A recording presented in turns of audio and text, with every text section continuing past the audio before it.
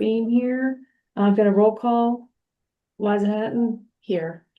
Pete Kaiser, Here. Howard Matts, Here. Caroline Here. Balser. And Jill Beat, that's who's here. So no one else, Sue? Nope, not from our committee. Okay, can I get an approval of the agenda? So moved. Second. Liza? Aye. Pete? Aye. Howard? Aye. Caroline? Aye. Jill's and I. I'm gonna open it for public comment. And I'm going to close public comment. And now we're gonna hear, we have the esteemed town manager here and the esteemed select board member, Tom Dixon is here. Peter Schaefer's here, and for the minutes, Don Holgate's here.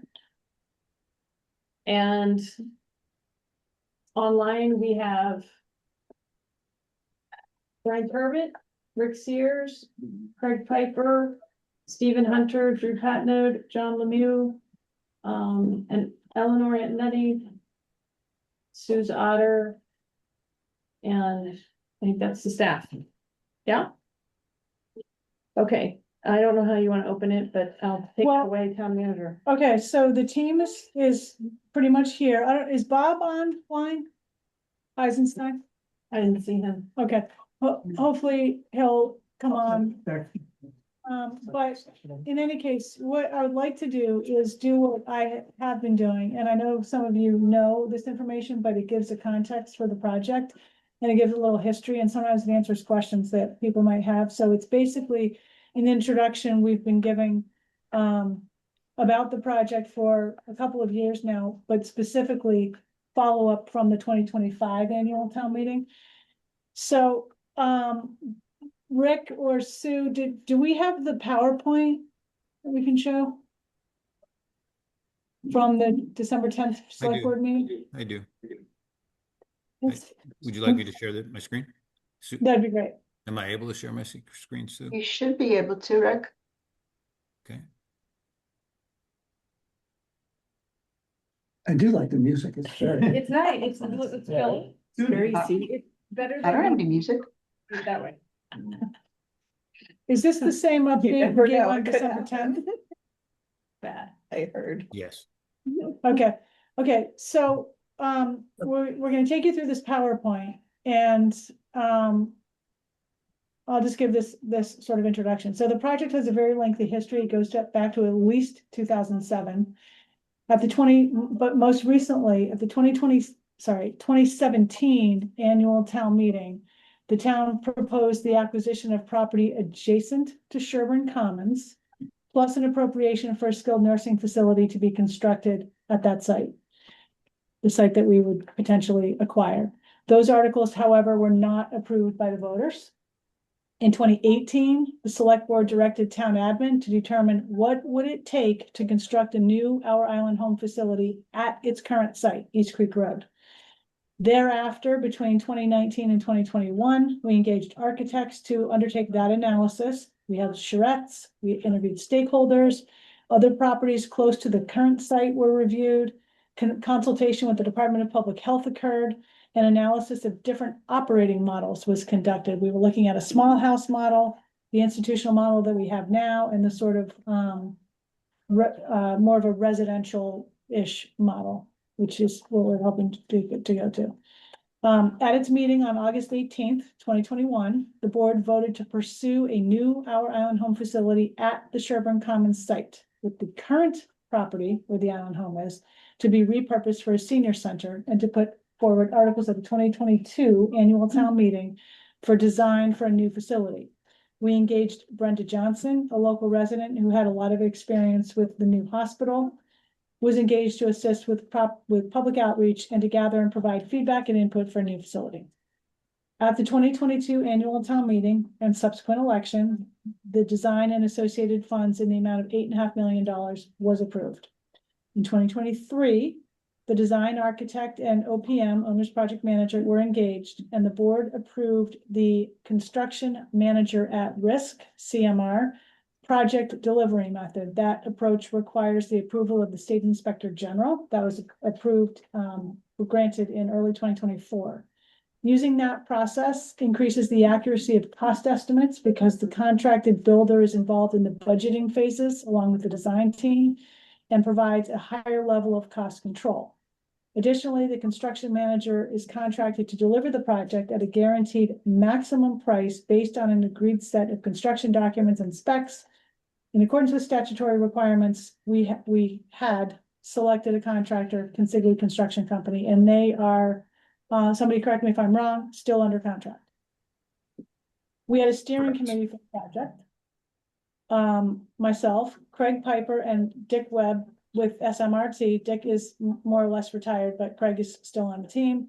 John Lemieux of Vertex, Bob Eisenstein, the current Our Island Home Administrator, Deputy Town Manager Rick Sears, FinCom member Peter Schaefer, and Select Board member Don Hill. We also had an advisory committee that met less frequently, but included steering committee members, which I just mentioned, as well as representatives from Sherburne Commons, Nantucket Cottage Hospital, the Island Home, Friends of Our Island Home, the Nantucket Center for Elder Affairs, and the Senior Center. So fast forward to the 2025 annual town meeting. That appropriation required 2 affirmative votes by Nantucket voters, one at the town meeting and one at an election. The proposal, as we know, did not receive the required 2/3 vote at the 2025 annual town meeting, but it did receive approval of the subsequent election. Wow.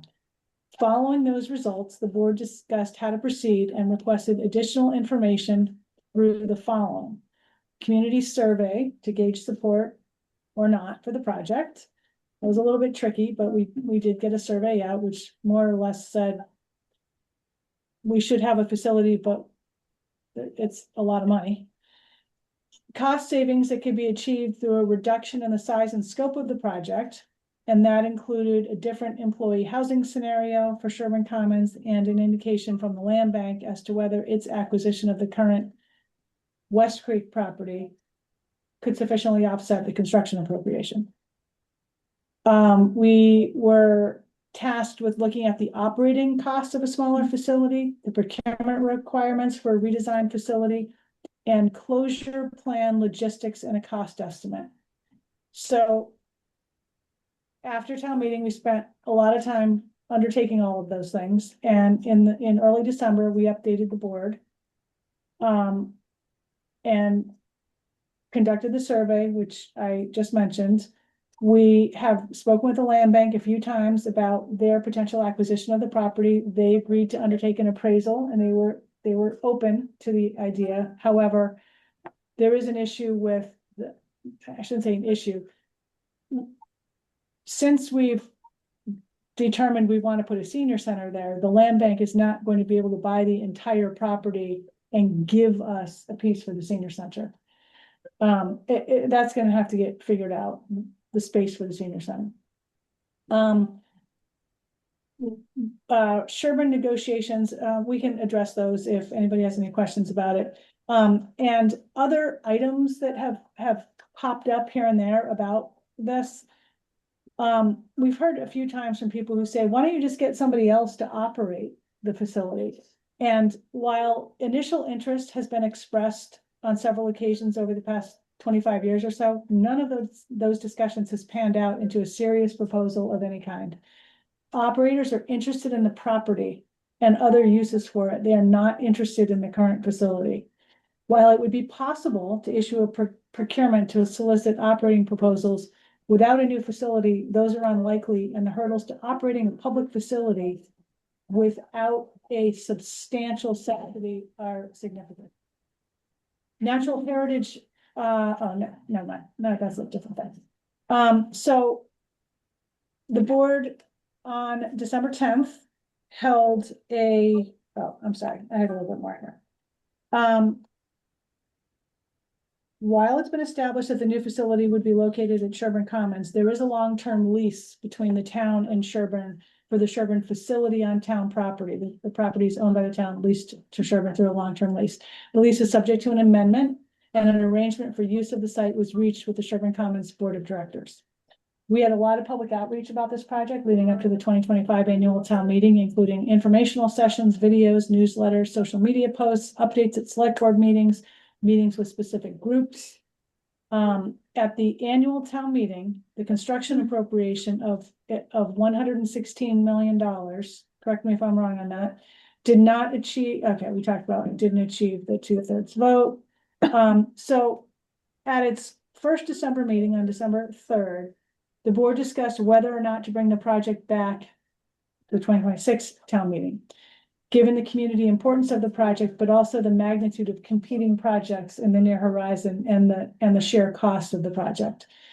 The board was provided with details of what the closure process would entail and agreed that it should be made clear to the voters that if the project is brought back to the 2026 annual town meeting, and if it, and it didn't pass, the next steps, probably over a period of time, not immediately, would be closure. They agreed to hold a discussion about that at their meeting on, I think it was December 10th. We had a lot of people at that meeting, and a lot of feedback, mostly pro, but a few concerns expressed. And that's basically the update that we wanted to give you. And we're happy to answer any questions. There's a lot of information on the town website. And that's where we are. And so I'm sorry. So the board ultimately voted to put the project on the warrant with the messaging that if it doesn't pass, the next step will, over a period of time, most likely be closure of the facility. Okay. Real quick, John Carl. Hey, do you know you're turning this up on here? I'm enjoying it, but it's a little, I may be able to, I can give it a shot. that's a new one for me. I'm sorry to ask you, but No, I'm happy to. it's a little distracting for me. My guess is. He just did the laptop. we're Just looking for like an icon, but Yeah, it's gonna be right here. There you go. no, that's, thank you. You're welcome. I thought maybe it was like in a room. Sorry. Well, just a YouTube video. Well, now we know we can bring it back. Wait, got it. Winter coffee shop. Oh, yeah, that's what it sounded like. That's like, it sounds like. Sorry, everybody. Okay, so. Do you all have questions you want to go over? Is Rick gonna go over something else? Is this, I mean, a lot of us are familiar with the information. Rick, I think, can give a little update on the pro forma that we've been asked to. Okay, that would work be on. good. And the other question is, do you have a closure plan that you're working on? Just, There Awesome. is a process for closure. I wouldn't say we're working on it because we're. just the information. I'm Yeah, not, we presented the entire closure process to the board in December. And there are some timing issues with specific aspects of the project, but there's nothing that says, if this didn't get voted at the 2026 annual town meeting, there's nothing that says you have to close within a certain period of time. That would be up to us. Yeah, and part of it but the cost is, is what I'm kind of looking at. There's a bit of a cost. It's real Right, expensive, it's the, isn't it? it's the relocation. Since of Rick, everyone. Rick, you're working on a pro forma, can you tell us what it looks like? Meaning how, what the structure of your pro forma is? So two things, just first on the closure cost. The closure cost analysis was largely performed by Bob Eisenstein, the current administrator. The purpose of going through the steps of the closure was simply to identify what would need to be done. As Libby said, there's not a plan. The duration of a closure could be as short as 120 days, and the estimated cost was $3.2 million. Howard, on the pro forma, when we presented to the select board in December, when we were asked to do those several things that Libby mentioned earlier, like look at a smaller footprint for our island home, look at closure costs, create a pro forma. What we recommended to the select board was that we have an independent firm do the pro forma, an expert in the space, because there are quite a few assumptions that are going to need to be made. And I think last time we did a pro forma, some people questioned the assumptions, and we thought it would just be better to do that independently. Of course, we have to provide some data for them. That is with a firm called Clifton Larson Allen. We have the statement of work defined. They're beginning to do the work. We should have it by the end of February. By when? And that, by the end of February, it takes 4 to 6 weeks for them to do that. It's we've asked for a detailed pro forma for the first 5 years, and then a higher level pro forma for the years 6 through 10. Could I imagine that the revenue side of the model includes contributions from the resident, from the town, and from revenues paid from Medicare and Medicaid broken down? Yep. Could I assume that we understand when we're done what the cost is to support 45 beds and then, of course, easily on a per bed basis? So What you this mean is, divide the total by 45? including the debt service? You mean just divide those numbers by 45? Yes. I can do that. Yes. Yeah.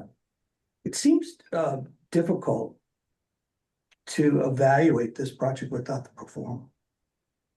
I mean, to understand really what the supplemental funding requirements are going to be projected as for coming from the town. Because that's what we should be looking at on behalf of the voters. Well, that's what we're getting. It's true that we don't have it right at this exact moment. However, big picture wise, the operations of the new facility are not going to be that much different from the current facility, number one. We do think that since it will be a much improved facility, that there will be more utilization of beds and probably more private pay, which would increase the revenue and offset the cost.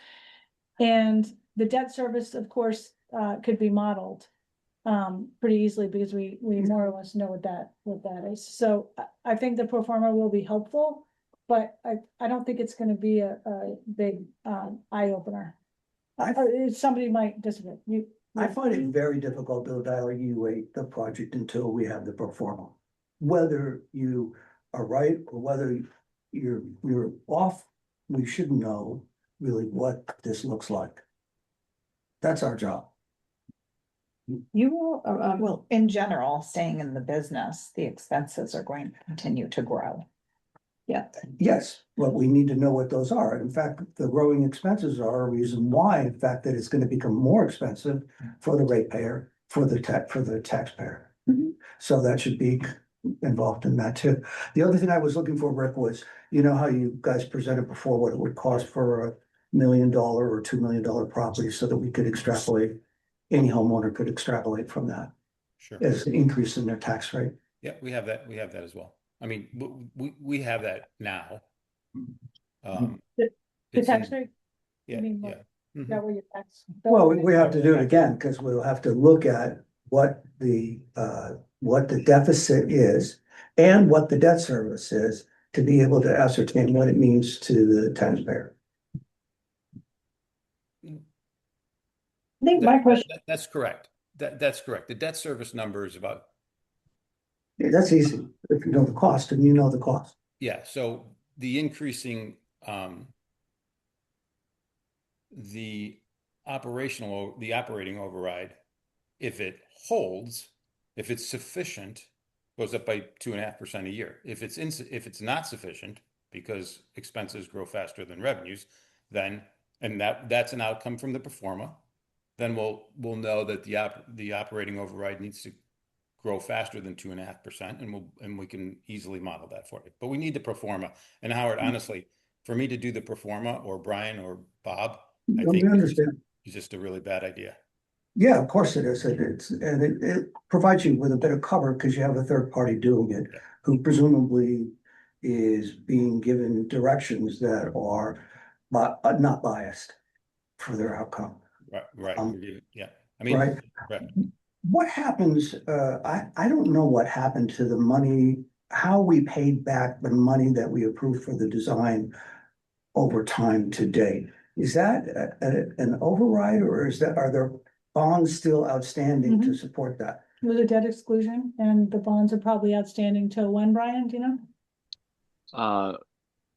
They're they will only be eligible at currently if we permanently borrowed them for a period of 5 years, because there's no construction project tied to that authorization at this point.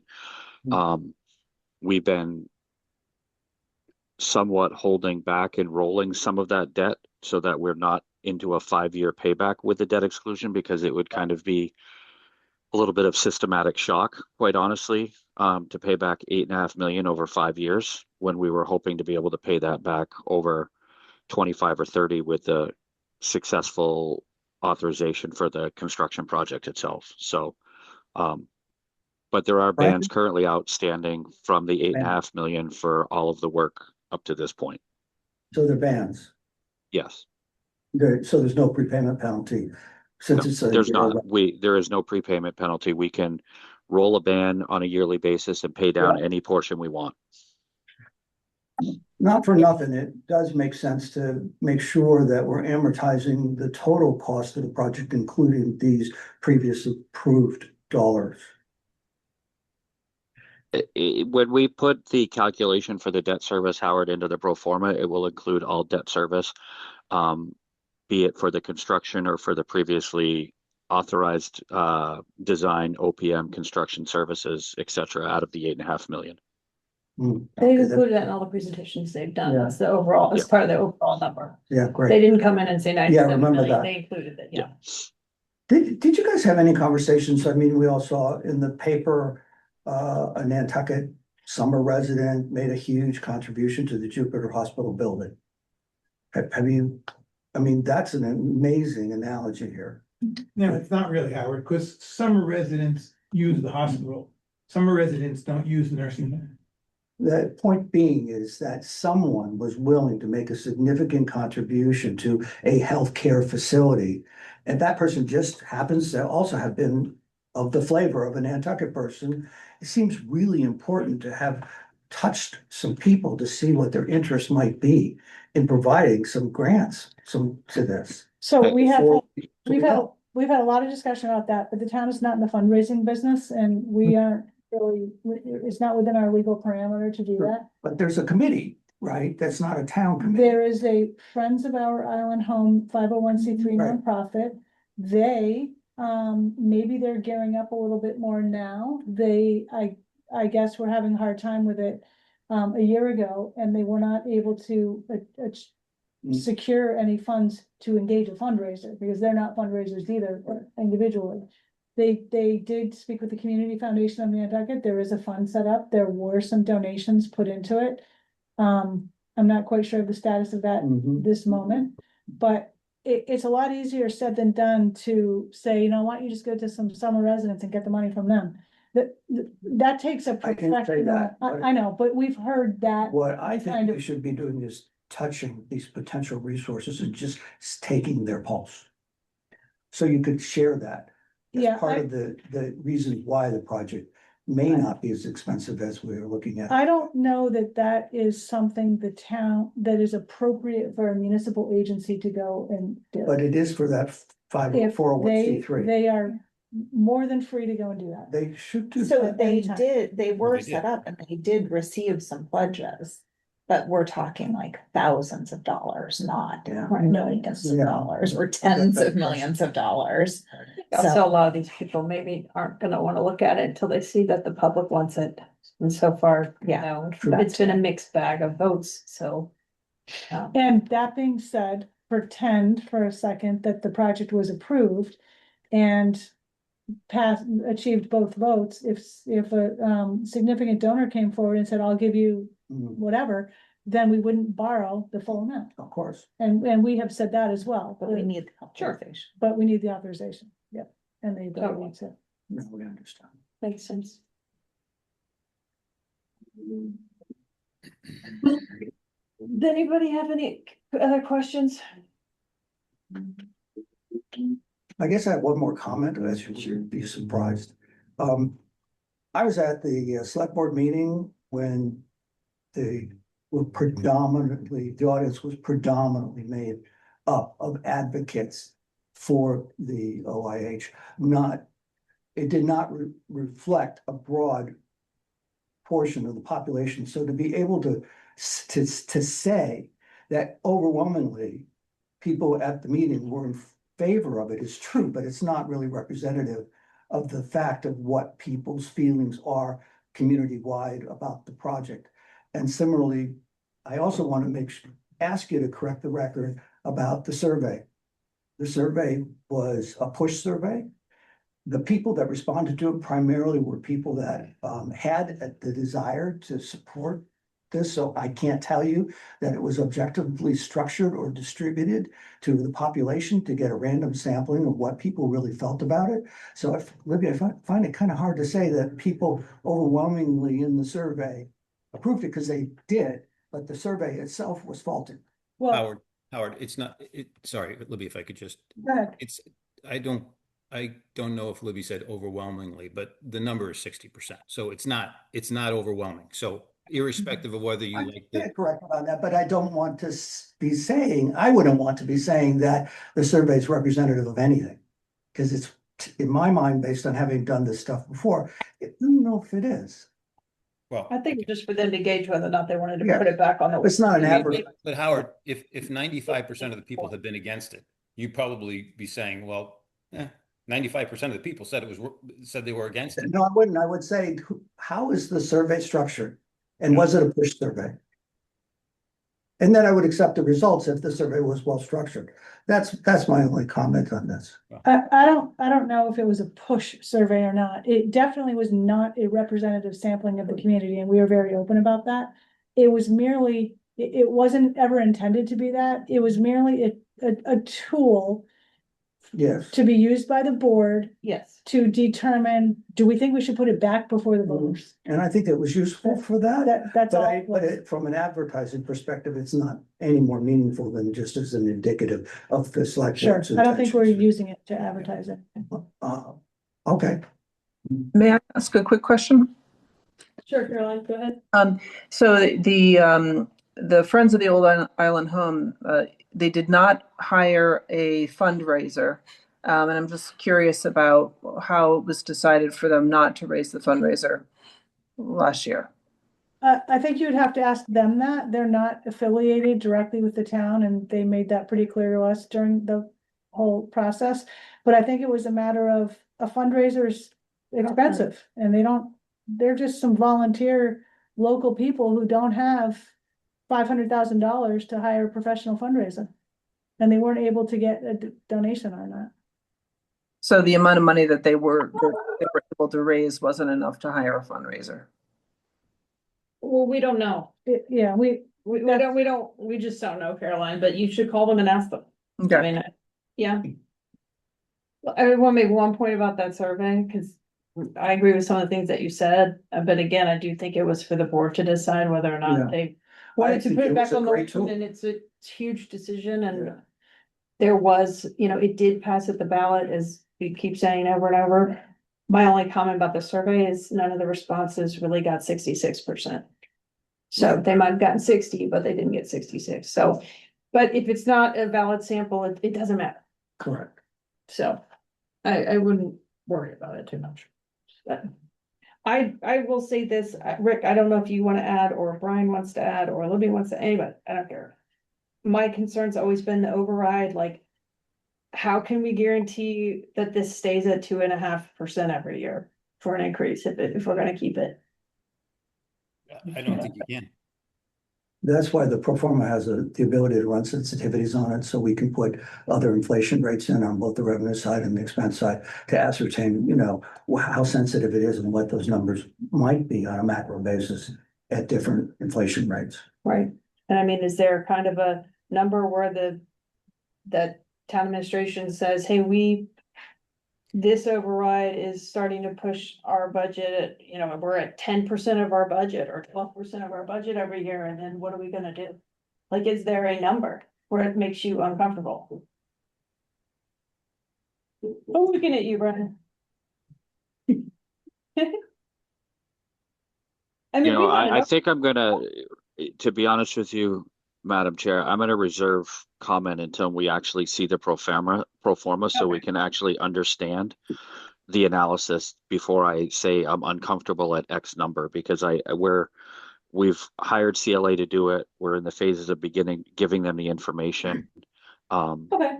You That's know, fair. I would look at it this way, Madam Chair, and say that the voters supported the override and it's continued to be in the budget. So at this Yeah. point, we're using it. And as to what number would make me uncomfortable, I would like to see the pro forma and analyze that before offering a more substantive comment on it. From a strategic perspective, you know that there are huge capital projects coming down the pipe that may be as important or more important to be considering versus this project. What does the select board and more particularly Libby and Brian, what do you guys think about the curb appeal? What this looks like to a voter in the context of the overall big picture of things that are needed? Well, we've had a lot of discussion about this, and a couple of times, maybe more than a couple, we've gone to the board to talk about our collision Yeah, issue. And good word. I mean, I think everybody would agree, it's a lot of money. And a lot of people are gonna have different priorities. So right now, the board's priority is the Island Home project. They're concerned about other debt exclusions on the 2025 warrant, if anybody's been to any of the board meetings in the past 2 months.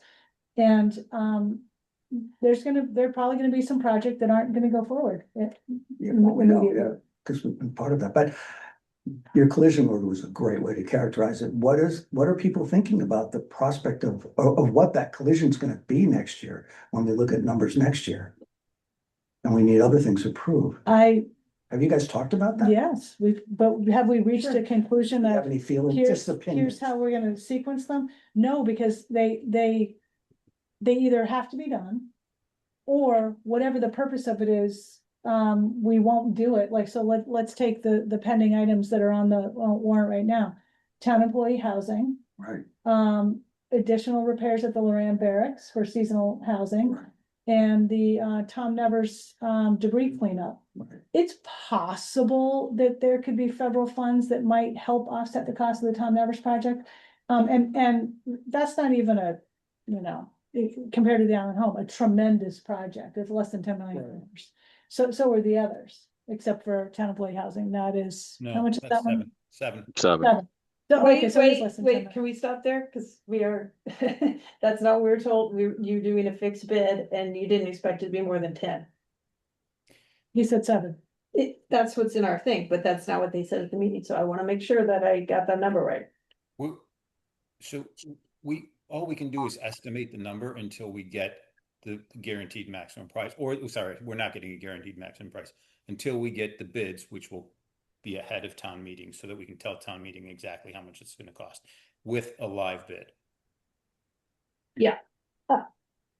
I don't have an answer for I what just you're wondered what asking. your opinion, if you would be willing to express I that. think my opinion is it's a lot of money and people are gonna make their own decisions, and some of this stuff is not going to pass.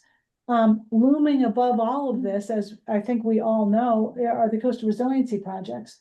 So Nantucket has a lot of projects, and they are more costly here than they probably are anywhere else.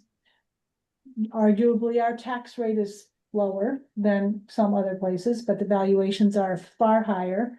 So people are gonna have to choose, I guess is my opinion. And if they say something like, we're not going to fund a DPW, a new DPW, then we're going to be doing what we're doing with all the rest of the town facilities, piecemealing them together. They're in shabby condition. Look at this room that we're in right now. The music helped though. The music does help, I agree. But people are gonna have to make decisions about what they wanna pay for. Well, I think also just from a leadership position, like where Don is, they gotta decide if they were gonna bring something forward. Instead of saying, well, we're just gonna keep sending these things to you. Well, And giving you the option, I think you gotta decide, maybe we should hold off 5 years instead of Or one the- for something. I think part of the board's discussion has been, let's give the voters the option. If they want to approve these things and they think they're important, they'll vote for them. But they are getting fatigued. There's no question about that. Yeah. Yeah. I mean, we talked about the sewer project last night and ultimately decided to put it on, but we have to have a follow-up conversation because we've talked about. Do we want to put it all on Well, the that's what we tax should. base, or do we want to do a portion of it through betterments? That was my question. And then are people gonna vote for that? And with the Shimo project, there was a proposal for betterments that completely went away.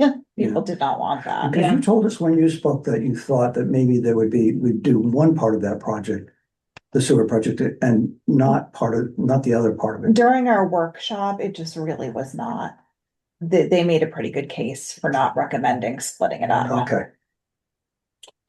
Which we had a workshop on Monday specifically on sewer. Mm.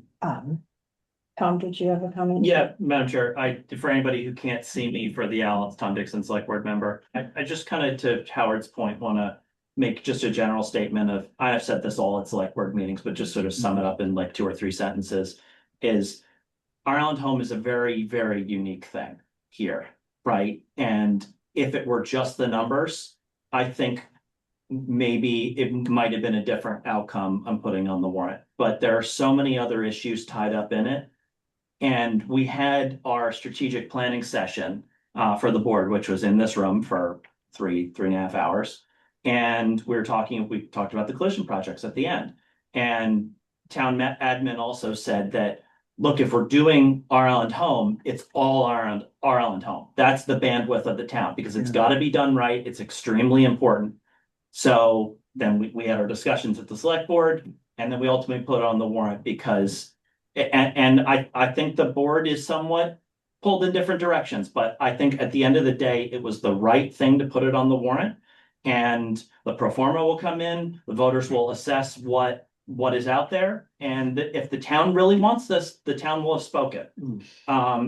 And so I think that's our process. And then if it doesn't pass and we do ultimately get to closure, which may or may not happen, we'll see, right? Then sort of some more information, the board will have more information about capital projects coming down because that will sort of be off the table, if you will, as this kind of, multi hundred million, not multi-hundred, but $100 million plus 10% project. off. Yeah. Of the overall number, I think, or rough. Yeah. But like and the last thing I'll say is on the Somerset sewer, right? We had our sewer master plan meeting on Monday, and we had a 3-2 vote on whether to put on the warrant, then we had a motion to reconsider. And I think a lot of us were pulled in different directions on, we kind of need this, but it's not the right time, et cetera. And then after the sewer master plan, if you watched that meeting, which was like 2 hours, but it was a really good presentation on like, okay, we can't wait, we have to do this now. So all this is sort of a long-winded way of saying we're constantly pulled in all these different directions. And I'll just speak for myself, can only do the best I can with the information that's in front of us at the time. But I felt strongly, and I think the board did too, that the right thing was to send this to the voters and see what they have to say. I don't think that I could speak to that at all. I think we're just trying to do our job here. 100%. I got it. I'm not questioning what Yeah. you did. Yeah, I just wanted to fill in a little bit of kind of my own thinking. I'm not Yeah. speaking for the board, I'm just speaking for myself here on kind of what our process has been over the last while. Last year, we didn't get the final bid number till I think 2 days before town meeting. But now, correct me if I'm wrong, you're gonna have that number at the end of March now? Is that what I heard, or is that something else? Rick, didn't you say February? Anticipated date, No, I think it's the end of March. end of March. Oh, wanna make sure I got that. John, do you wanna specify? Yes, good afternoon, everybody. It's the end of March. You typically with a CM at risk, you're receiving a guaranteed maximum price. We get the package, we get the number, and then we will have that at the end of March, and then we'll go through the vetting of the actual package. This is different than the way Nantucket has bid other public projects where you open the envelope and the number is what it is. Then we have the chance to actually go through the number, ask questions, confirm their assumptions and qualifications. So, the hope is that once that number is in, the number only gets smaller at that point because we're quantifying, you know, hey, why did you carry this amount of money for this? Why did you carry this much of an allowance for that? And we have that opportunity to go through that. So our first viewing of all the numbers, including all the sub bids, will be at the end of March, and then we'll know roughly where we are. We'll know very close to where we are, but then there'll be some fine tuning of that number for probably the following week. John, John, how's that work? How's that work with value engineering? I mean, if it's a fixed bid, do you not get to go There back? is the time for value engineering has passed, right? And there was some value engineering that was considered, you know, during this past year, right? Okay. When, you know, SMRT went back and, you know, basically did a number of things, including incorporating all of HDC's comments on the last round. None of that stuff made it into the drawings last time because those comments came on the later side as well. So now we have the benefit of having incorporated all of that. There were some discussions about things, you know, value engineering that took place. But largely the project remains what it was last year. And that was the marching orders of what came through from the select board. So we don't expect a wildly different number. No, we really don't. You know, the market has softened, which is good, but typically it's a year later, so there's escalation as well. So the hope is that the escalation is offset by the downturn in pricing. Right. John, it's Rick. Joe, may I ask John a quick question? Of course. Have you looked at the tariff contingency? Would you expect that to come out of the It's a great question, Rick. You know, obviously it was something that we clearly Consigli was concerned about last time around. The majority of those impacts have kind of been felt at this point, right? It did, you know, there were tariffs on a number of things, but on some of the bigger things like steel and whatnot, I think we've been able to stay away from those. So it's a good question, but we will be, you know, making sure, and that's part of the time, you know, all the time that goes into this bidding process now is to make sure that their pencils are as sharp as they can be for this. Where is the steel coming from, by the way? Is it coming from China? Oh, it's not China. If it's either US or Canada. Canada, and the many products are coming from Canada. Yeah, the majority, I don't say, a good chunk of our public project work, the steel usually comes from Canada Yeah. because of where we are. We saw that with the school at the bleachers were only gonna be, you know, 500,000 and they came in at 1 million this year. Just because of the tariff. Wasn't great. Okay, does anybody have any other comments, questions? Anyone? I mean, comment, I do think these types of projects, I think it is important that they get to the ballot just so that people can have a direct input, you know, 1-to-1. So what we do here, whether we ultimately endorse it or, you know, advise against it, you know, what the select board finance committee does, you know, and it's interesting, you know, last year it wasn't recommended, but it passed at the ballot and, Yeah. you know, That was these, our recommendation. yeah, and these, these ones that have an emotional aspect to them, I think are very important that the people can be heard, whether it passes town meeting or not. So, you know, I mean, there's so much work to be done on this end of it, but also at the end of the day, everybody can go and express directly how they feel about it in private, and, you know, the town as a whole can see what that outcome is. So. Yep. Makes sense. I feel like our job is to look at the numbers, and that's really what we've tried to do and stay focused on and not look at the rest of it, so. It's for everybody to decide on their own. Caroline, did you have something else? No, I was just concurring with what Peter was saying. Well, thank you. I think that, you Thanks, know, everybody. most of us are really familiar with it, and we thank you for coming. I was very appreciative. Thank you guys very much. Yes. we continue to do. And thank you for slogging your way through the waters. Thank you as well. Some people have not flogged their way through their race. We're gonna talk about that I'm now. not done. Confession. Some of them are new. Yeah, I'm still not done with the ones that are new. Peter, thanks for coming. Thanks, Peter. All right. Peter. Peter. Okay, well, with that, I just want to remind everybody, we are supposed to have our works completed. I'd really like you to have them completed by Tuesday. We have to do 4 more with Drew. And we're gonna hear from him in just a minute, but if they're not completed, I said Tuesday, right? Tuesday's the 20th, Yes. yeah. Tuesday's 20th. If they're not, then we're just not gonna include whichever ones aren't done from that person. So that could skew the outcome. Is Christy back Thursday, week from today? We are No. back the 29th, the 30th to go over the list. But Christie's are in, right? Christie did this. He just won't be here for the discussion, right? He's going to be here for discussion. We're not gonna discuss it until the 30th of January. Sorry. That's I quite, just mentioned that. That's why we pushed it off, because Yeah. he wanted to be Yeah. here. We want him here. yeah, And his input is so valuable. Yeah. I appreciate it. Is he on there? he can really explain Yes. that. Yeah, I am. Oh, sorry, I wouldn't have said that. Oh, that's all right. You only said it 'cause- Sorry about that. I had a brief moment, so I figured I'd just call in. What time is it? Right now it's like maybe it's about 9 a.m. 9 AM. Not too bad. Yeah. Wow. Thanks for joining us. Yeah. Thank you. So we'll all be in person on the 30th. Thank you guys for having me. Thanks, Libby. Thank you. See you later. Bye. Bye. Sue, will you be here on the 30th? I think yes, I think she will be there.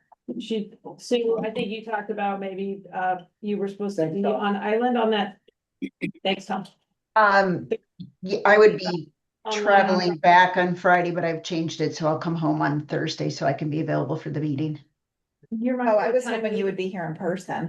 Oh, no, unfortunately, I might be able to alter it later, but I will try to check that out. No, I usually travel back home on Fridays. What about, what time did we have that one earlier, right? Did we do that in the morning? It's 10 a.m. Yeah. Yes. It's a Friday. Yeah. It's an unusual time, but we need to do it, guys, because otherwise, I mean, the select board was already Yeah, planning just- to hear from us the beginning of February, which we can't do. So we've got to just keep cracking on. Mm. So, I'll be on Zoom. okay, Be here. that's fine. You'll get a list before. In fact, Sue, I think you should be able to do the list next week. Maybe by then, in the next week, we could have that list. As long as everybody is complete by the 21st, yes. Okay. Well, we're just gonna move on from that. So Okay. if it's complete, you're just gonna do the list and then while we sit it around, give everybody, almost a week really to look at it and think about it, think if there's something that they wanna move or talk about. And then we'll keep going. She said Friday the 30th at what time? Sorry. 10. 10, got it. 10. Is that good with everybody? Can I make a suggestion? Yes. Just I mean, I've done it myself, and I notice some of us have done the Rorys already and finished it. Some haven't. If you haven't, it's really nice to, as you're doing the Rory, if you have an idea or a thought or a question, just note it to bring up whether it's one that you rated high or low. I have a list of ones that I've noted whether I rated them high or low, just to bring up for discussion.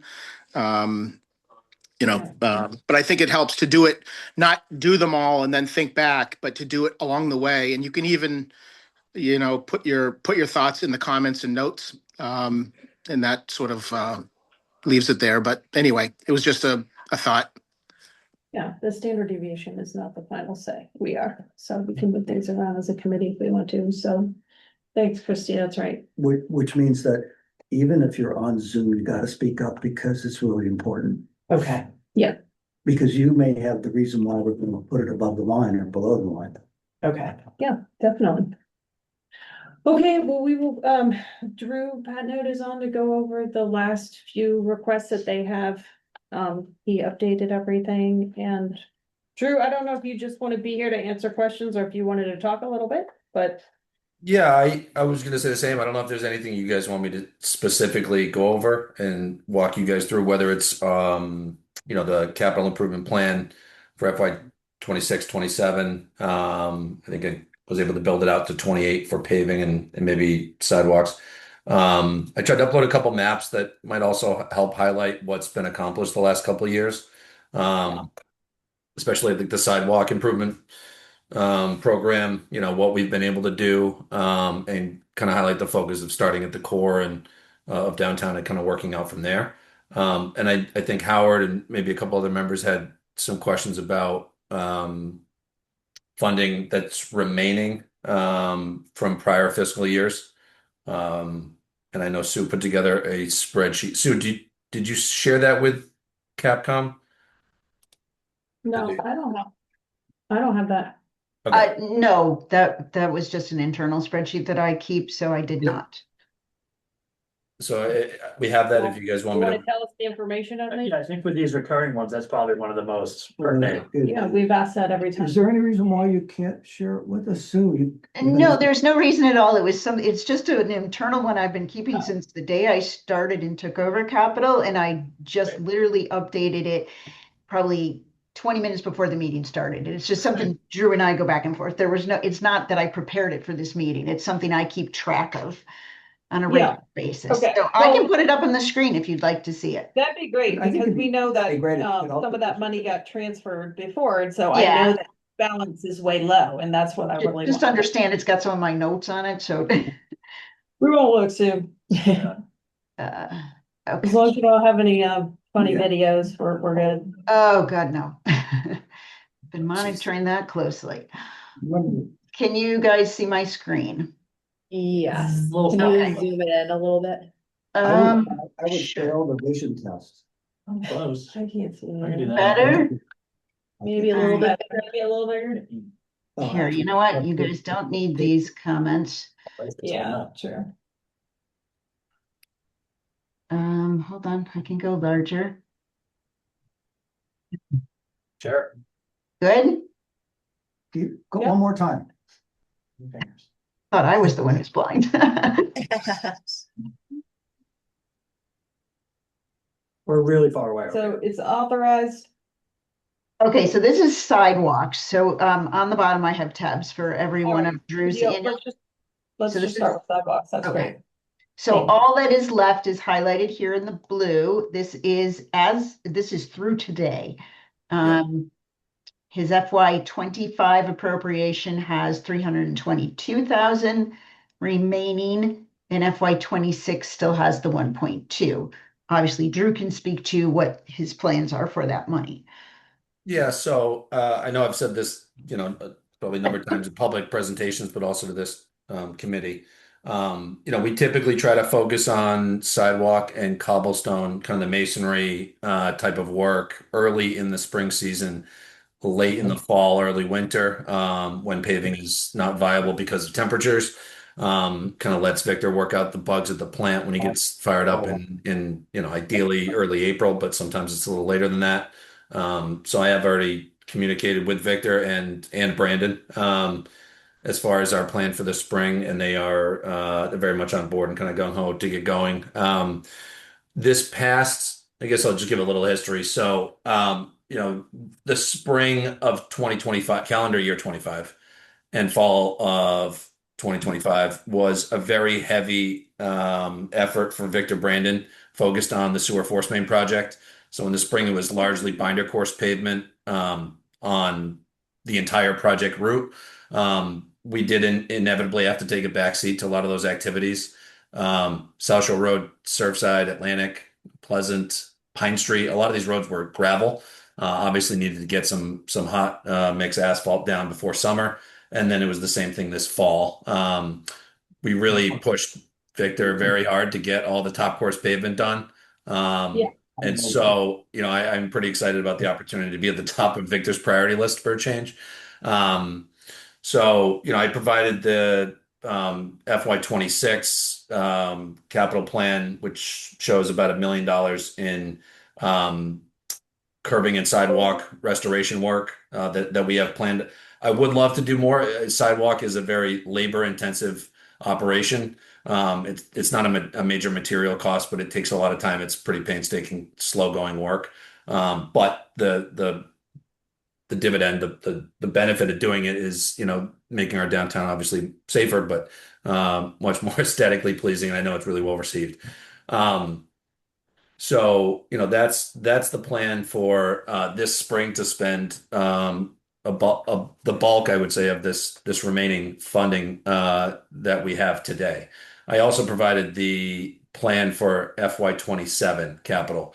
The other thing I 99% sure I mentioned this when we presented back in October. But the per square yard cost of replacing brick sidewalks and the linear footage of curbing has gone up 30% over the last 2 years. So unfortunately, our dollars are not stretching nearly as far as they once were. And I hate to say this, but I can't necessarily see that trend not continuing into the next fiscal year. So as far as my capital improvement plan, I assumed a 10% year over year increase in those unit prices, but whether that is true or not is obviously still yet to be seen. We bid the annual roadworks contract, which includes paving, the sidewalk restoration work, and all the ancillary work on a yearly basis. So, we'll know more about next year's numbers towards the end of this fiscal year. Chris, do you have a question? Looks like Chris had a question. So. I do.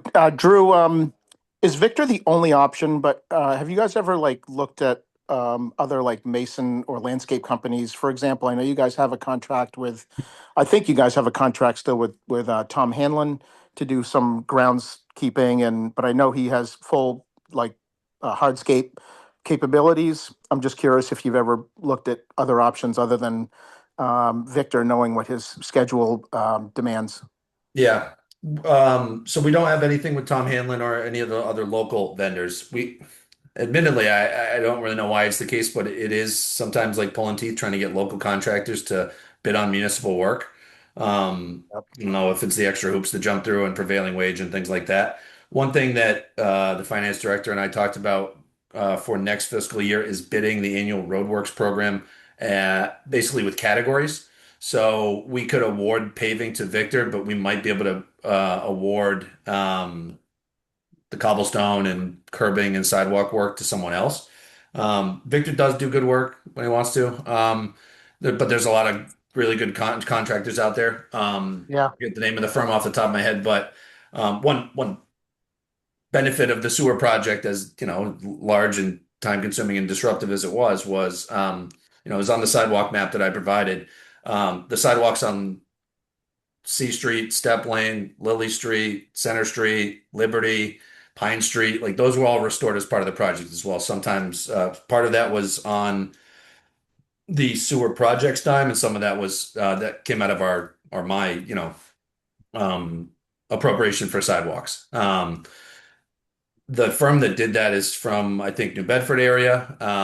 It's a contractor like that I would really hope would bid on something. But off-island contractors aren't always jumping or chomping at the bit to bid on island work. But I think if we can express to them that we can organize the work in a way that makes it efficient for them to mobilize over at times of the year to do some work, I think we'd see some significant savings, and more than anything, be able to do two things at once: have Victor paving somewhere while somebody else is doing sidewalks or cobblestones downtown. So I think if we're able to structure the bid for next fiscal year like that, again, we might end up awarding all the categories to Victor, but to have the opportunity to have other folks bid on it, I think would be huge. Yeah. I think if I can just follow up, I think the problem with that clearly is, we have a number of projects with Victor. We're just basically pitting priorities against our projects with Victor, and some of our projects will have a priority over sidewalks, and therefore, it's one of those things where it could just always take the back burner. Anyway, appreciate you're looking into possible other options for a firm that would really focus on sidewalks and get it done. Sue, you're sharing your email with us right now. Thank you. Vlogs, not bad videos, we're good. So No, it's a work email. Don't worry. I still have build off what Christie said, which I think was perfect. One of the things we've always been focused on, even though this is in the scheme of things not very big, is how much money in 26 are you really gonna spend, and how much is going to be available to be carried forward for each of your line items. That's what we were trying to get at, to determine whether or not also are you able to spend the carryover plus the amount that you're requesting for sidewalks and cobblestones and road improvements for the 27th fiscal year? And this doesn't provide us what Sue's put together, the answer to that question. Do you mind, or you just want to move on? I did. I think that he did say how, he has down on the map how much he wanted to do. I think what ends up happening is not that much happens. I mean, it seems like in the past, Drew, there's just been years where, you couldn't get to it.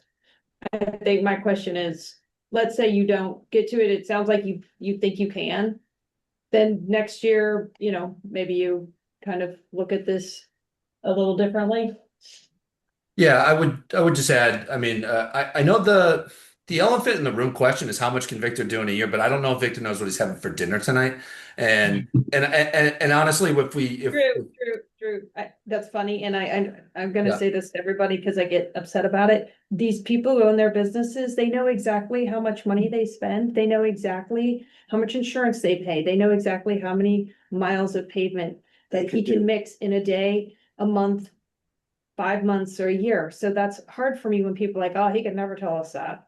I think he can, and it doesn't mean that he's unfair in his pricing. I just think it would be nice for us to know, not because of him and what he's doing, but what can we manage and what are we getting done on our end of it? That's how I'm looking at it. That's all I mean. Yeah, no, and I was gonna say it. So, I uploaded the paving program for this fiscal year and next fiscal year, and I wanted to highlight this, which is I'm trying to find opportunities to help organize the activities in an efficient manner to make the most use of Victor's availability. And I don't disagree. Like when we have so many capital projects going on, we need to be mindful of what else is going on in town, which is why, my request for annual paving was $2 million this year, but 3.5 next year. I think we are entering a period where, and I've heard this from Victor as well, the airport only has odds and ends and little things to do. The major sewer projects are kind of wrapped up. No, and a lot of stuff, I mean, when it comes to the scheduling and this road's closed and that one's closed, I get it. I'm living on Orwell right now, believe me. I don't know which way to go and I don't know when, honestly. So I understand that. And I understand it's like, oh, well, we couldn't do it, and maybe the electrical company ended up doing work on Pleasant and you couldn't do something on Pleasant. I think we're all sympathetic to that, so. No, and I'm just saying, I'm trying to, obviously do my best to keep my ear to the ground, not only in terms of what people are planning, but ultimately what ends up actually happening with a lot of construction projects and those timelines change.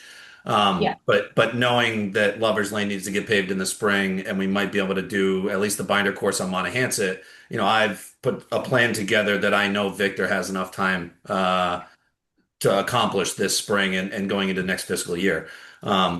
I do understand there's a big airport runway project on the horizon. I don't know if that's still on track for FY28 or where that stands, but those are the types of things that are obviously going to really influence, our ability to execute these things. I'm glad you brought up that Surfside project. So on this spreadsheet that's on the screen, you can see there from FY24 and FY25. Those were two. They were actually not reappropriations. That was two rescinded borrowing authorities, and then money was reappropriated for the Lover's Lane project. On annual roadworks paving, multi-use paths, we actually reappropriated free cash from those accounts to the Lover's Lane project. That was necessary in order to get to the point where we felt comfortable awarding the construction contract and all the associated costs for Lover's Lane, Orkawa, and Monahans. Subsequently, we submitted to MassWorks for a grant, and we were awarded a $4 million grant for that project. So there is going to be an opportunity going into FY28 and maybe even FY29 where a very good portion of the $6.4 million that was reappropriated at town meeting is actually going to be available to go back into our annual roadworks program. But that Surfside Victor's paving bill, and it didn't look very big. That offset it. It was like $4 million. Was it because of grants? I missed that. Yeah. Yep. MassWorks infrastructure grant. That's amazing. So that is really a win for you. Can you give me that number again so we can note that? Because that's that's really important. So we reappropriated $6.4 million from annual roadworks accounts towards the Surfside project. We Yep. then awarded the contract, and of course, the state's timeline doesn't match up with our own annual town meeting and construction timelines. So after town meeting, we applied for a MassWorks infrastructure grant, and we were awarded $4 million. We're also carrying $1.8 million in contingency, which obviously I hope we don't have to touch. So Yeah. again, my expectation is that, you know, $4.5, $6 million will actually be able to be reappropriated back into our annual roadworks program. We won't be able to do that for FY27 because the project isn't going to be done until the middle or end of FY27. So it'll be FY28 or and maybe even some of FY29 where I'm not asking capital program committee or annual town meeting for any more money. You know, that's the opportunity. It's just, again, that won't be realized until that project is nearly completed or fully completed. So Right, you're not gonna see that for a while, but that's really good to know, and that's great news. I would write a footnote and then we can eliminate it if we want to pare it back, because that's really important. I think we should definitely have a note in there that you applied for this grant and you got it, yeah? Okay. well, we applied for 5 million, which is the maximum award, and they gave us 4, but I'll take it. So Yeah, no, we'll just put in there that we are commending, you know, the grant money, And because I think that's helping with other projects. real quick, just so I can That's good. clarify for myself. So let's say that the 1.2 million that was appropriated out of sidewalk improvements, that was part of the 6.4 in total that was Yep. appropriated from this and the other roadways towards the Surfside roads projects. correct. Got it. Okay, so this and let's say the 3 or 4 other recurring capital Cobble, requests Sidewalks. aggregate the multi-use path. 6.4, that went over to the Surfside Roads projects. Then we got $4 million grant that'll hopefully allow 4 million of that 6.4 or some amount more or less to then be reappropriated back into the respective recurring roadways But it's not gonna show up till 2028 or until not. after the project's done and we're, you know, we know we can reappropriate back. $2.3 million that won't show up until No, that it's he really needs 4 right million. now. Four. We need, But it's he divided. needs amongst the 6 in 30. total, and Well, he's gonna he's gonna He has reduce one this number point by 4. eight contingencies, I think, or he's getting close. Correct. Yeah, we have a $1.8 million contingency, which is 10% of the construction contract value. So you might get that too. So of the Right. 6.3, you're expecting to offset a huge portion of it. with Right, grant- and I with think you're grant. gonna put that there, it's huge. It's huge. Yeah, and just, okay, that, cause one of my questions was where the 600, the 1.2 on this sheet that we're looking at went, so that answers that, and so just formally speaking, so the fiscal year 25 and 26 remaining, the 1.5, you're confident that, you know, 1.2, 1.3 of that will be spent in fiscal year 26, which we're in right now, probably this spring, correct? Is that what you said before? Yeah, I mean, I don't know about 1.2, 1.3. I'd say probably about 1 million is what Okay. I'm targeting, and that's what I uploaded. So there could be about a 500,000 left at the end of fiscal year 26, and then right now, we're looking at a request for fiscal year 27, which technically begins July 1st of 26 and extends through June 30th of 27, so you might have 1.7 to spend in that 12-month period, let's just say roughly speaking. Correct. Yeah, and if you look at the map that I uploaded and the annual roadworks capital plan for sidewalks, you'll see Yeah. the 2 major areas for FY27 are Center Street, and that's east and west from Step Lane back to Broad Street, and then North Water Street from C Street up to Easton. And Yeah. it is a little shocking to see $1.6 million only go that far. You know what I mean? But there, You got a again, lot of trees there, man. Yeah, and it was just for my own kind of timeline, trying to visualize, all right, what do we have now? When does that need to be spent by, or majority spent by, what's left over, and then what are we approving now that will merge up with what's left over from this fiscal year going forward? So, great, and obviously, you know, if there's the question mark in a lot of it, but that just helps me visualize where we are and what we're looking to approve, and that's kind of the same math for the other 3 requests. Obviously, she has spreadsheets that'll. It sounds like you also might need a field trip. I mean, Everyone I has see a lot of an yes. area they need a field trip. I mean, I was talking Like, about I need a natural resource. Orange Street today could use a lot of sidewalk work. I mean, there's a lot of trees that are bumping up a lot of bricks. On I that. know, I'm Really really bad worried on about that that, Drew. uphill. What are you gonna do? I feel like that's gonna be. Those are a big real- trees. They're old trees. They're, I think it's a fight. I Yeah. mean, Let's make it- I have almost tripped a million times and everyone has, and you know, get older every year, I get a little bit more nervous about it. And then all the construction on North Water and Center Street. Yeah, and then you go to hospital and they're like, oh, do you have a fear of falling? I'm like, it's not just a Why it's always a ask you that? guarantee, okay? It's like going to Always happen, ask you that. okay? I live on Nantucket with these crazy sidewalks that we can barely take care of because of these trees. Anyway, Drew, gotta take care of the trees. Uh-huh. not the root system. No. Drew, thank you so much. Thanks, Drew. Do you all want to go through the other ones, or you feel like it's? Yeah, I was gonna say we can go through the other ones fairly quickly if Sue wants to pull up cobblestones. So there are I no didn't understand the cobblestones. cobbles didn't really add up to me, Drew. Say that again. The cobbles didn't add up to me with the map, I think. You can miss. So as far as the funding is concerned, there's about $517,000 remaining as of today. We did, just as a reminder, we did not appropriate any money to cobblestones for this fiscal year. And Yeah. Sue, is no. that, and that 550 was reappropriated to the Surfside project as well. So that's something that, again, we would probably be looking to basically put back when available. Just the same conversation we were just having about the sidewalk funding.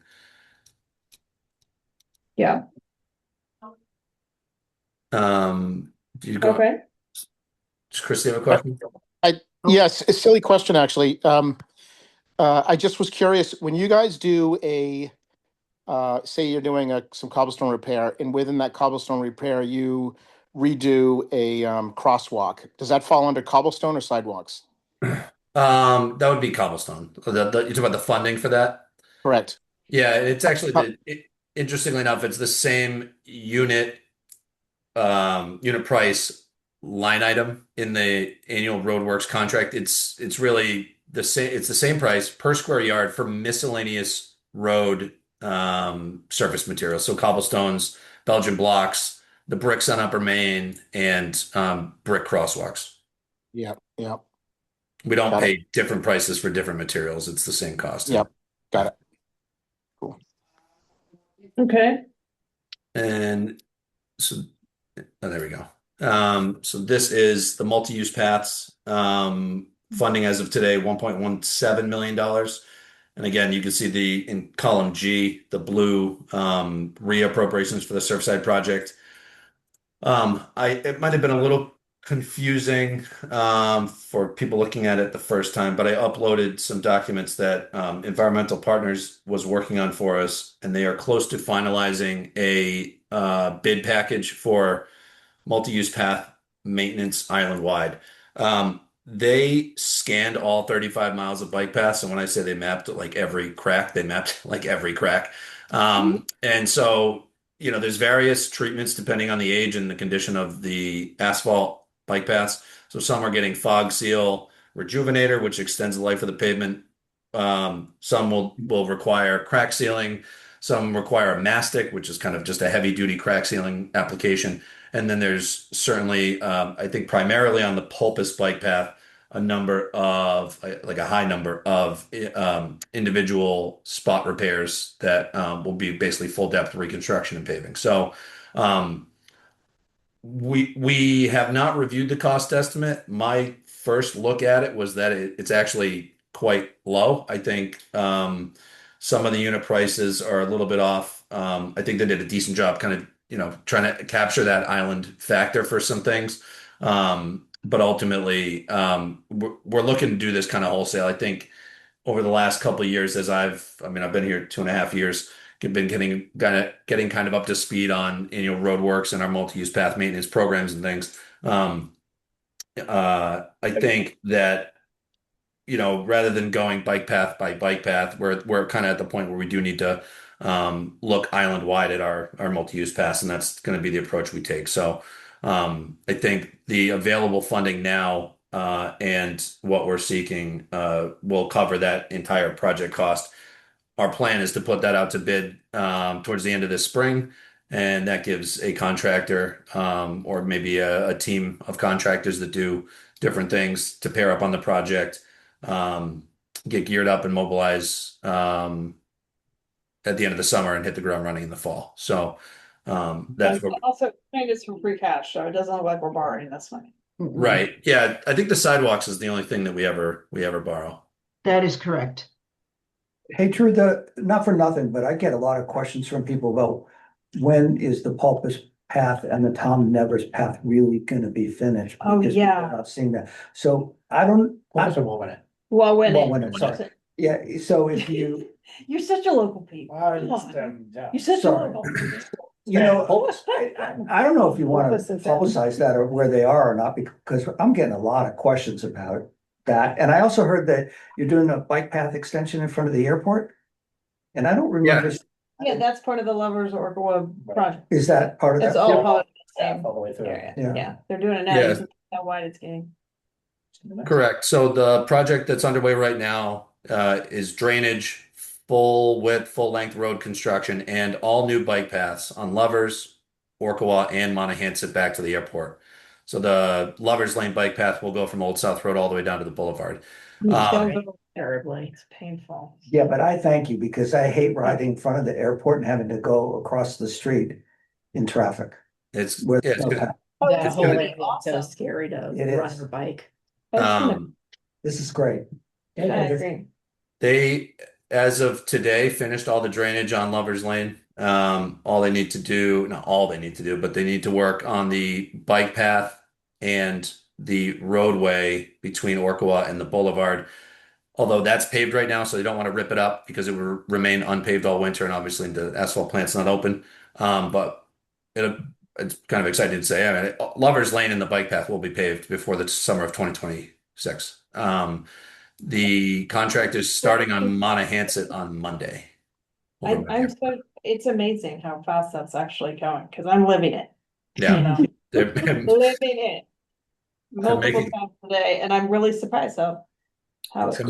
they're making good progress. As far as your other questions, Howard, Yeah. so the Wawinit bike path is the planning and preliminary design of that is being spearheaded by the Federal Highway Administration's Eastern Federal Lands Division.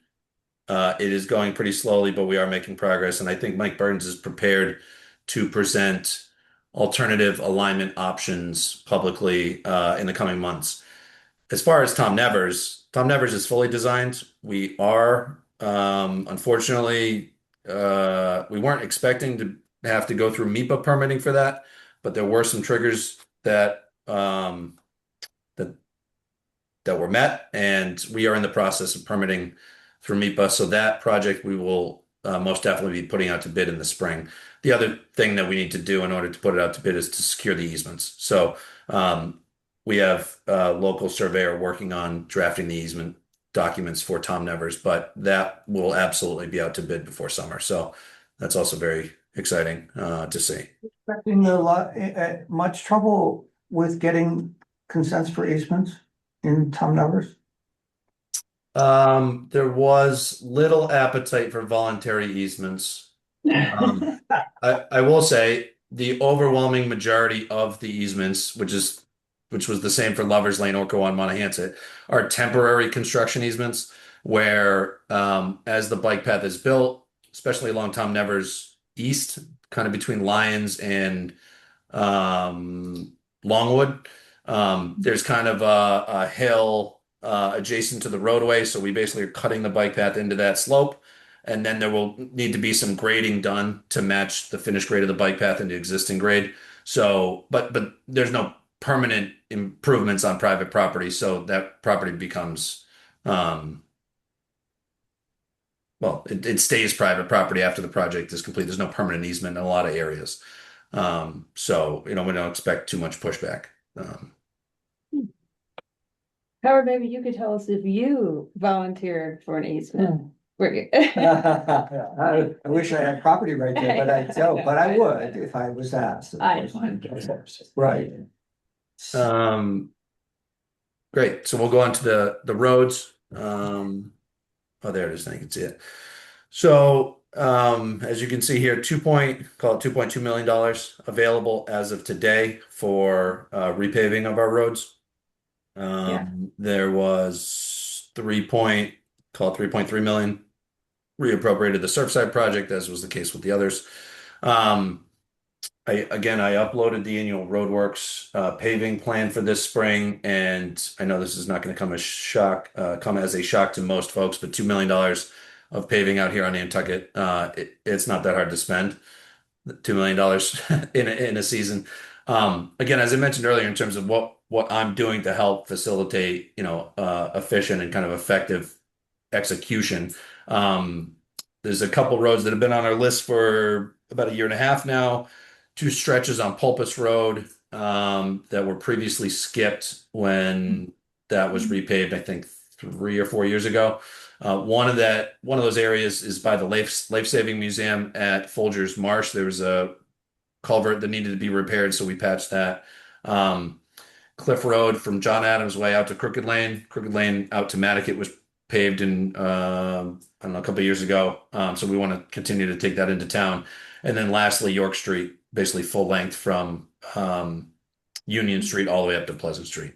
So, again, my approach as far as making this a little bit easier for Victor is organizing this work in a way that he can bring a contractor out late March. Hopefully he's doing sidewalks downtown at the time.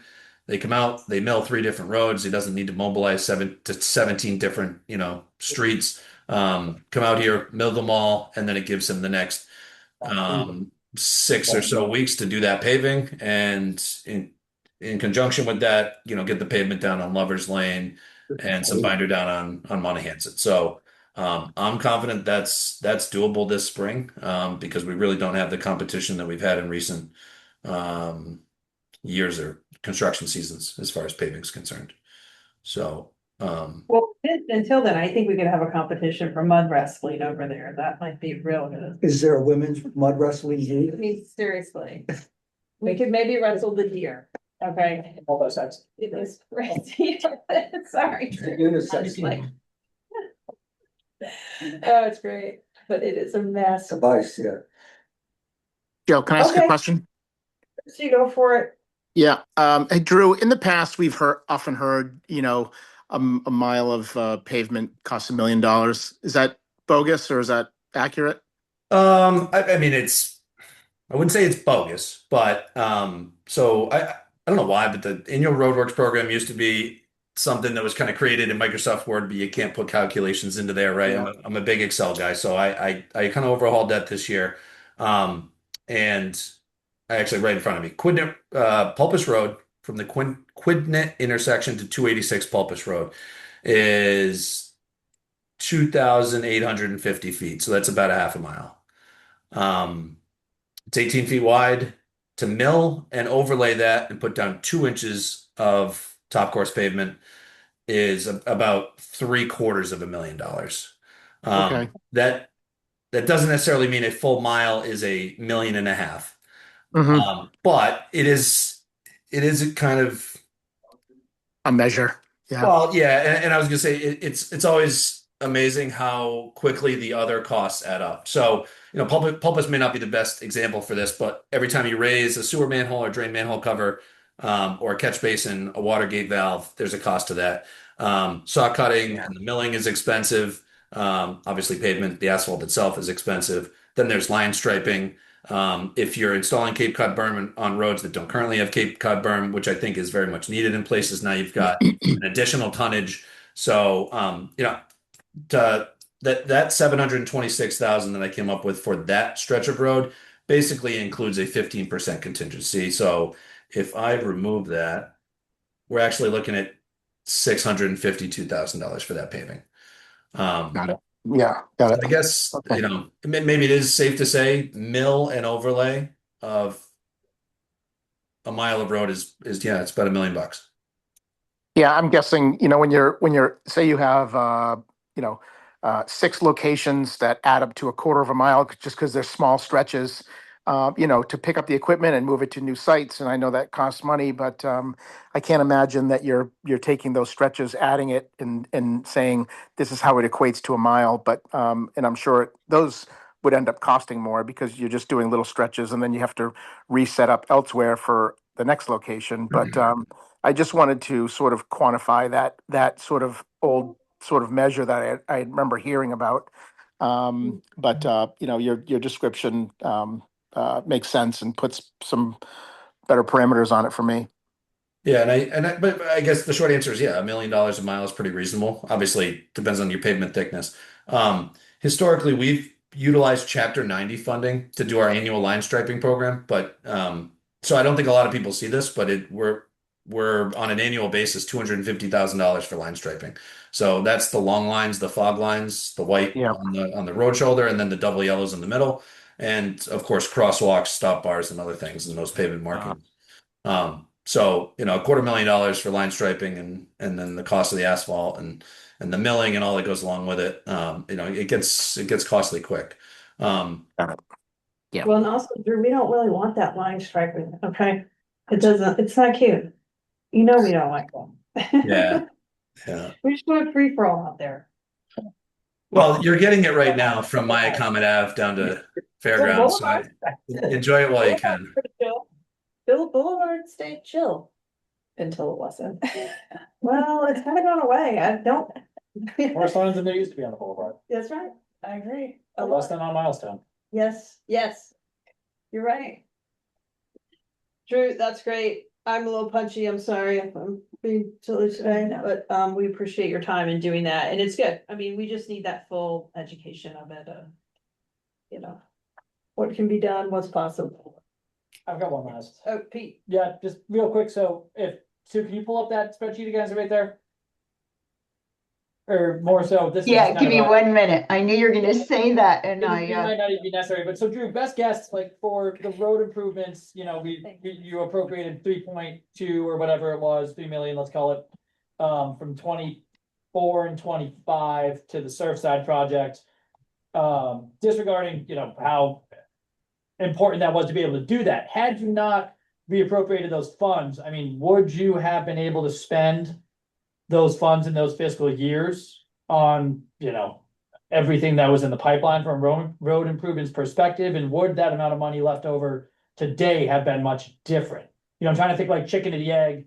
Was it so necessary to reappropriate that money that we put stuff on hold, or was it that we didn't foresee? To reappropriate that money because of the Surfside project. Well, that's what I'm saying. So we So, want to go back to the voters and ask for like another. right, and so had we not reappropriated it in general, if that request was never made or that never came up, you know, would we have had enough, I got it. you know, would we have had enough stuff in the pipeline, road improvement wise, and would Victor have had enough capacity and everything else to spend that money? Or was it this perfect scenario where we weren't gonna be able to get it done, we would have had all this money left over, but we also need to reappropriate it to another project? I think it ended up, yeah, kind of being that perfect storm scenario that you were just talking about. I know I don't want to speak for, you know, another department, but I think it's safe to say nobody expected the sewer force main project to go on for 5 years. So, you know, I think going back to 2022 or 2023, the expectation was that the 2025 spring and fall paving efforts that I highlighted earlier, from the C Street pump station all the way down to the sewer treatment plant, would have already been done. With that being said, if we didn't need this for the Surfside project, I don't think we would have asked for funding for FY26 if we still had all that lying around. It wasn't going to be reappropriated. Does that answer your question? Yeah, I think so, yeah, because I think a lot of people aren't fully familiar with the reappropriating funds from, you know, one request to another, and then if, you know, it frees up or it reduces the amount of money left over, and they say, well, we would have had money left over if we didn't reappropriate it, and, you know, so just wanted to get clarity on that. And obviously for the Surfside Road project, you know, it was a huge help and benefit to get that, continue that without having to go back and ask for more money for it. But just wanted to make sure that. Well, it's the stuff that we can see that you do, and so I think it's good for all of us to kind of know what's happening. Yeah. You know, is that And the money, average person. are we seeing the dollars deployed? Because, you know, people flag that stuff at town meetings, so it's good. You need us as your ally there, I think. Drew, I think your department's the most complicated for us. So pardon us for belaboring lots of stuff. My what is most complicated? Your department's Your most department's complicated. It seems the most disjointed compared to other. compared to things, I other think. ones, but Are it's we 'cause- the only department that does 2 meetings in October? right. There's so many moving You've parts, been at this committee more times than anybody ever has. probably. Well, if we can reappropriate a lot of money back, maybe there's less of a conversation this time next Yeah. year. Yeah, well, that'll motivate you to get more grant money, so you don't have to come to capital Right, anymore, there you Drew. There you go. It's not about coming back. It's just, He likes coming I back. was gonna say, I mean, we like having you. It's great. We learn something every time. Learn I a like ton. know exactly when my road's gonna be down. I love it. Yeah, Please. everyone's gonna love it. The perks of being on the capital committee. Drew, thank you so much. I'm sorry it took a while and, Not a problem. I appreciate you guys having me. All you As bet it always. all worked Bye, out Drew. just. right. Thank you so much. Thank you. See you guys. Yeah. Okay, guys, are there any committee reports? Christy, have you had any meetings? with the No, no, I mean, we have, we had some other, we weren't talking about capital stuff though. It was sort of, other sort of, public, um, uh, engagement sort of meetings, that we've had, public engagement sort of concepts that we're pitching, but nothing capital related at this point. Oh. Okay, Could I ask a couple questions? yep. One of them is, what's your feeling? I mean, we're not gonna have a pro forma for our Island Home till February, and you're asking us to rate our Island Home now, and I think that, I don't wanna project what it's gonna be, but it certainly will be illuminating when we see what the impact is. What do you suggest? I think we can only go off the information that we have. Right? I mean, we really can't, I mean, it sounds encouraging that y'all would have more private customers there. So that might really help with the override. I mean, I don't know, but if it's a nicer facility and it's new, there might be some people out there. And I kind of wish the survey had, was that sent out to non-residents to see if they would. It was. It was, yeah. Can I And make a they- suggestion for Howard? Just Howard, you know, if you want to try to rate it best you can, I would just go on what last year's sort of component was. And then, you know, just if you want to put some scores in with it, just consider what the, you know, what the project was last year. And, you know, Okay. then you sort of tie in, and obviously the additions or whatever the pro forma comes out as, then that's all discussable, but at least you have something in based on the concept and funding that you already know. Christy, how come you sound so much wiser being on the other side of the world? Yeah. Because it has something to do with relaxation. Ah, yeah. You sound more relaxed. So break out the Cooper accent then. Also, I want to go on record. I want to go on record as the farthest Zoom participant ever in the town government. Probably, yeah. Maybe. True. It's good. Well, thanks for getting one, Kristen. Thanks, Christy. Yeah, I think we can only just, don't you agree, Don, just operate with the numbers that we have and. Uh, Am I mean, I would think say they're it's gonna be very, similar. it's gonna be pretty I mean- much the same type of thing. But when you look at the Rory criteria, like the pro forma, which of these criteria does it really bake into how you're gonna score it? Only one or two, maybe. Right. You know, like I understand that it might have a significant impact on how you feel about it, but when it comes to actually scoring these criteria, it's only gonna really impact how you're gonna score one or two of them differently. I'd agree with you. I think the finance committee is gonna be more impacted by the projections. 100%. And I mean, again, Also- it could have a major impact on how you feel about it. So you might score it within the standard deviation, but based on, you know, a massive operating Yeah. deficit that's only gonna grow, I don't recommend, it, you know, I think that's what we'll have to decide. yeah. But Also, we know it's relative, but there's only the one section that really relates to cost. You know, so you have the other sections that should generally just be, you know, your thoughts otherwise, you know, but anyway. And even with the cost section, it's, you know, half of them aren't even relevant to, you know, operating performance. Yeah. Right. True. Okay, well, just remember that, you know, we're ranking that project on those terms. Right. Right. That's what's in front of us, so. Anyone else? Other business, go to the order. Our next meeting is January 30th, 10 a.m. Hey, Jill. So- Yes, Kristen? I appreciate your accommodating, you know, me Don't for tell me you got moved that meeting. No, no, no, no, no. What I was gonna say is, I think it would really make, I think everyone really should be accommodated as far as, I don't want to have the meeting be accommodating to me and then have someone else not make it. So I would love for there to be, I would love to make sure that everyone is there, because I think that's important. Okay, great, great. Liza just said she had to be on Zoom, but I Yeah. think that was the only feedback. Caroline, will you be Yeah, here? I'll be or- here, but I'll be on Zoom. Yep. Okay. Don't have any. Excellent. I just want to make sure that we were still complete at that point. Oh, yeah. Very I good. wasn't in isolation of everyone else, don't worry. I know. Oh, I you know. are special to me, you know that. Yeah. Cool. All right. All right, everybody, somebody want to motion to, well, Sue, is there anything else I'm forgetting that we needed to discuss? No, Madam So Chair. do your rankings, get them in, Tuesday's the deadline. If it's not in, it's not gonna be in the scoring. And then we meet January 30th at 10, then we'll put a report together. We will have to get back together to approve that report. Yeah. That can maybe even be an online, discussion potentially, like, or hybrid, but that could be a quick meeting, so. Cause I think we'll know what goes in the report after we meet on the 30th. Edit it. Can I get a motion to adjourn? So moved. Before, and then we present it. Howard. Yeah, Can you Second. second?